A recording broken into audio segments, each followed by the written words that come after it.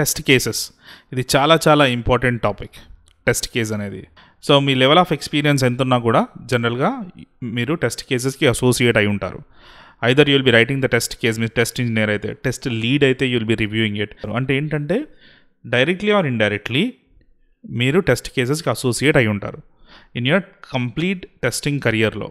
మీకు test cases రాంది మీరు మాన్యువల్ టెస్టర్ కాలేరు, ఆటోమేషన్ టెస్టర్ కాలేరు. అంటే ఒక రిక్వైర్మెంట్ని టెస్ట్ కేసెస్గా కన్వర్ట్ చేసే కేపబిలిటీ ఉండాలి మీకు. అంటే ఈ టెస్ట్ కేస్ అనేది అంత ఇంపార్టెంట్. బేసిక్ నుంచి స్టార్ట్ చేద్దాం. What is test case? Okay, simple definition చెప్తాను ఫస్ట్ మీకు. Test case is nothing but a document with expected result.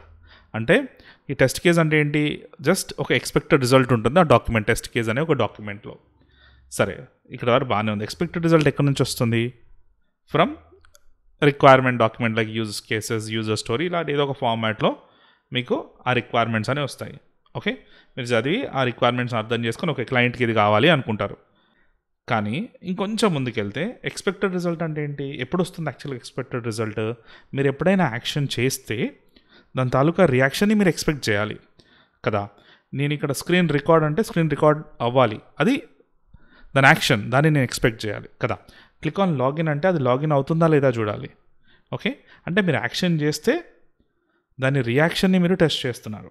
Okay, if there is no user action, అసలు మీరు అప్లికేషన్ మీద ఆపరేషనే చేయట్లేదు అనుకోండి, రియాక్షన్ ఏమి ఉండదుగా, రైట్? సో ఇంకొంచెం ఇంప్రూవైజ్ చేస్తే టెస్ట్ కేస్ అంటే ఏంటి? A document with user action. ఎప్పుడైనా యూజర్ యాక్షన్ ఉండాలి, ఉంటేనే దాని ఎక్స్పెక్టెడ్ రిజల్ట్ మనకు వస్తుంది. సో ఇంప్రూవైజ్ అయిన తర్వాత a test case is nothing but a document with user action and expected result. అంటే మనం చేసే యాక్షన్స్ ఉండాలి, దాని తాలూకా ఎక్స్పెక్టెడ్ రిజల్ట్ ఉండాలి. నెక్స్ట్ ఒక చిన్న ఫంక్షనాలిటీని మనం టెస్ట్ చేస్తున్నాం. దాని ఎక్స్పెక్టేషన్ ఏంటి? మీరు యూజర్ నేమ్ పాస్వర్డ్ ఇచ్చి క్లిక్ ఆన్ సైన్ అంటే అది లాగిన్ అవ్వాలి. కానీ ఇక్కడ ఎన్ని యాక్షన్స్ చేస్తున్నారు మీరు? ఎక్స్పెక్టేషన్ ఒకటే, లాగిన్ అవ్వాలని కదా. కానీ ఎన్ని యాక్షన్స్ ఉన్నాయి? యూజర్ నేమ్ రాయాలి, పాస్వర్డ్ రాయాలి, క్లిక్ ఆన్ సైన్ ఇన్ అనాలి, అప్పుడు చెక్ చేయాలి. అంటే 3-4 యాక్షన్స్ చేస్తున్నారు ఒక ఎక్స్పెక్టెడ్ రిజల్ట్కి కదా. ఇంకొంచెం ఇంప్రూవైజ్ చేస్తే a test case is nothing but a document with sequence of steps or series of steps of user action and expected result. Simple.